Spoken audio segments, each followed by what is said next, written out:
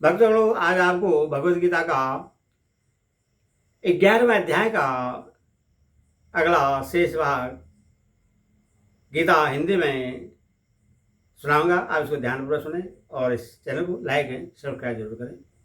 सुनिए। हे भरतवर्षी अर्जुन, मुझ में आदित्यों को अर्थात आदित्य के 12 पुत्रों को, 8 वसुओं को, 11 शूद्रों को, दोनों अश्विनी कुमारों को तथा 49 मरुदगणों को देख तथा और भी बहुत से पहले न देखे हुए आश्चर्यजनक रूपों को देख। आदित्यों, वसु, रुद्रों, अश्विनी कुमारों तथा मरुदगणों को देखने लिए कहने का क्या अभिप्राय है? उपयुक्त सभी शब्द प्रधान देवताओं के वाचक हैं। इनका नाम लेकर भगवान ने सभी देवताओं को अपने विराट रूप में देखने के लिए अर्जुन को आज्ञा दी है। इनमें से आदित्य और मरुदगणों की व्याख्या 10वें अध्याय के 21वें श्लोक में तथा वसु और रुद्रों के 23वें में की जा चुकी है, इसीलिए यहाँ उसका विस्तार नहीं किया गया है। अश्विनी कुमार दोनों भाई देव वैद्य हैं।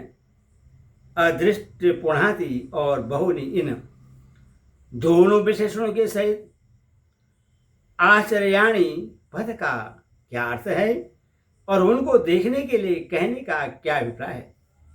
जो दृश्य पहले कभी देखे हुए न हो उन्हें अदृष्ट पूर्व कहते हैं। जो अद्भुत अर्थात देखने मात्र से आश्चर्य उत्पन्न करने वाले हों उन्हें आश्चर्यजनक कहते हैं। बहुनी विशेषण अधिक संख्या का बोधक है। ऐसे बहुत से पहले किसी के द्वारा भी न देखे हुए आश्चर्यजनक रूपों को देखने के लिए कहकर भगवान ने यह भाव दिखलाया है कि जिन वस्तुओं को तुमने या अन्य किसी ने आज तक कभी नहीं देखा है उन सब को भी तुम मेरे इस विराट रूप में देखो। हे अर्जुन, अब इस मेरे शरीर में एक जगह स्थित चराचर सहित संपूर्ण जगत को देख तथा और भी कुछ देखना चाहते हो सो देख। गुड़ा के संबोधन का क्या अभिप्राय है? यहाँ अर्जुन को गुड़ा के नाम से संबोधित करके भगवान यह भाव दिखलाते हैं कि तुम निद्रा के स्वामी हो, अतः सावधान होकर मेरे रूप को भली भांति देखो ताकि किसी प्रकार का सहसा भ्रम न रह जाए। अघपद का क्या अभिप्राय है? अघपद यहाँ अब का वाचक है। इसलिए भगवान ने यह भाव दिखलाया है कि तुमने मेरे जिस रूप के दर्शन करने की इच्छा प्रकट की है उसे दिखाने में जरा भी विलंब नहीं कर रहा हूं। इच्छा प्रकट करते ही मैं अभी दिखला रहा हूं। सचराचरम और कृत सननम विशेषणों के सहित जगत पद किसका वाचक है तथा यह और एक स्तंभ पद का प्रयोग करके भगवान ने अपने कौन से शरीर में और किस जगह समस्त जगत को देखने के लिए कहा है? उत्तर, पशु पक्षी कीट पतंग और देव मनुष्य आदि चलते फिरने वाले प्राणियों को चर कहते हैं तथा पहाड़ वृक्ष आदि एक जगह स्थिर रहने वाले को अचर कहते हैं। ऐसे ही समस्त प्राणियों के तथा उनके शरीर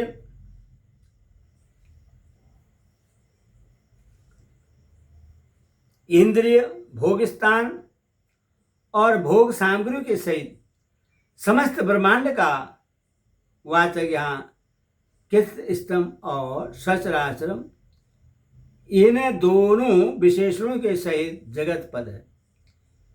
यह पद देह का विशेषण है। इसके साथ एक स्तंभ पद का प्रयोग करके भगवान ने अर्जुन को यह भाव दिखलाया है कि मेरा यह शरीर, जो कि सारथी के रूप में तुम्हारे सामने रथ पर विराजित है, इसी शरीर के एक अंश में तुम समस्त जगत को स्थित देखो। अर्जुन को भगवान ने 10वें अध्याय के अंतिम श्लोक में जो यह बात कही थी कि मैं इस समस्त जगत को एक अंश में धारण किए स्थित हूं, उसी बात को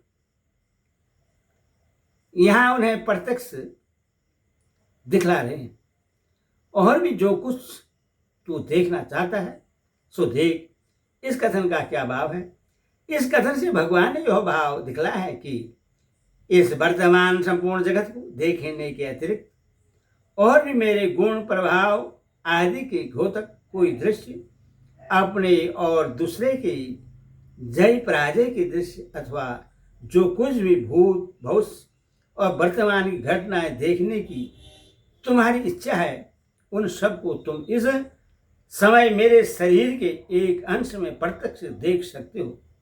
इस प्रकार 3 श्लोकों में बार बार अपना अद्भुत रूप देखने के लिए आज्ञा देने पर भी जब अर्जुन भगवान के रूप को नहीं देख सके, तब उसके न देख सकने के कारण को जानने वाले अंतर्यामी भगवान अर्जुन को दिव्य दृष्टि देने की इच्छा करके कहने लगे, न तो मां सकयसे दृष्टो मने नेवं स्वचक्षुषा दिव्यम ददामि तेजसो पश्य मे योगमेश्वरम। परंतु मुझको तू इन अपने प्राकृतिक नेत्र द्वारा देखने में निस्संदेह समर्थ नहीं है। इसी से मैं तुझे दिव्य तथा अलौकिक चक्षु देता हूं। उससे तू मेरी ईश्वरीय योग शक्ति को देख। यहां तू पद के साथ साथ यह कहने का क्या अभिप्राय है कि तू मुझे इन अपने साधारण नेत्रों द्वारा नहीं देख सकता। इससे भगवान ने यह भाव दिखलाया है कि तुम मेरी अद्भुत योग शक्ति से युक्त दिव्य स्वरूप के दर्शन करना चाहते हो। यह तो बड़े आनंद की बात है और मैं भी तुम्हें अपना वह रूप दिखलाने के लिए तैयार हूं। परंतु भाई, इन साधारण नेत्र द्वारा मेरा वह अलौकिक रूप देखा नहीं जा सकता। उसको देखने के लिए जिस शक्ति की आवश्यकता है वह तुम्हारे पास नहीं है। भगवान ने जो अर्जुन को दिव्य दृष्टि दी थी, वह दिव्य दृष्टि क्या थी? भगवान ने अर्जुन को विश्व रूप का दर्शन करने के लिए अपने योग बल से एक प्रकार की योग शक्ति प्रदान की थी, जिसके प्रभाव से अर्जुन में अलौकिक सामर्थ्य का प्रादुर्भाव हो गया। उस दिव्य रूप को देख सकने की योग्यता प्राप्त हो गई। इसी योग शक्ति का नाम दिव्य दृष्टि है। ऐसे ही दिव्य दृष्टि श्री वेद व्यास जी ने संजय को भी दी थी। यदि यह मान लिया जाए कि भगवान ने अर्जुन को ऐसा ज्ञान दिया कि जिससे अर्जुन इस समस्त विश्व को भगवान का स्वरूप मानने लगे और उस ज्ञान का नाम ही यहाँ दिव्य दृष्टि है, तो क्या हानि है? यहाँ के प्रश्न को पढ़कर यह नहीं माना जा सकता कि ज्ञान के द्वारा अर्जुन का इस दृश्य जगत को भगवत रूप समझ लेना हो। विश्व रूप प्रदर्शन था और वह ज्ञान ही दिव्य दृष्टि थी। समस्त विश्व को ज्ञान के द्वारा भगवान के एक अंश में देखने के लिए तो अर्जुन को 10वें अध्याय के अंत में भी कहा जा चुका था कि उसको उन्होंने स्वीकार भी कर लिया था। इस प्रकार स्वीकार कर लेने के बाद भी अर्जुन जब भगवान के बल, वीर्य, शक्ति और तेज से युक्त उनके ईश्वरीय स्वरूप को प्रत्यक्ष देखने की इच्छा करते हैं और भगवान भी अपने श्री कृष्ण रूप के अंदर हो एक ही जगह समस्त विश्व को दिखला रहे हैं, तब यह कैसे माना जा सकता है कि यह ज्ञान द्वारा समझा जाने वाला रूप है। इसके अतिरिक्त भगवान ने जो विश्व रूप का वर्णन किया है उससे भी यह सिद्ध होता है कि अर्जुन भगवान के जिस रूप में समस्त ब्रह्मांड के दृश्य और भविष्य में होने वाले युद्ध संबंधी घटनाओं को और उनके परिणाम को देख सकते हैं, वह रूप उनके सामने था। इससे यही मानना पड़ता है कि जिस विश्व में अर्जुन अपने को खड़े देख रहे थे वह विश्व भगवान के शरीर में दिखाई देने वाले विश्व से भिन्न था। ऐसा न होता तो उस विराट रूप के द्वारा दृश्य जगत के स्वर्गलोक से लेकर वृक्ष, पृथ्वी लोक तक के आकाश को और सब दिशाओं को व्याप्त देखना असंभव ही न था। भगवान के उन भयानक रूप को देखकर अर्जुन को आश्चर्य, मोह, भय, संताप और दिग्भ्रमादि भी हो रहे थे।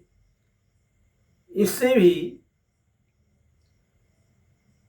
यही बात सिद्ध होती है कि भगवान के उपदेश देकर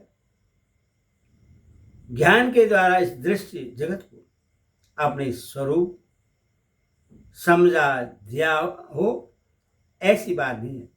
ऐसा होता तो अर्जुन को भय, संताप, मोह, दिग्भ्रमादि होने का कोई कारण नहीं रह जाता।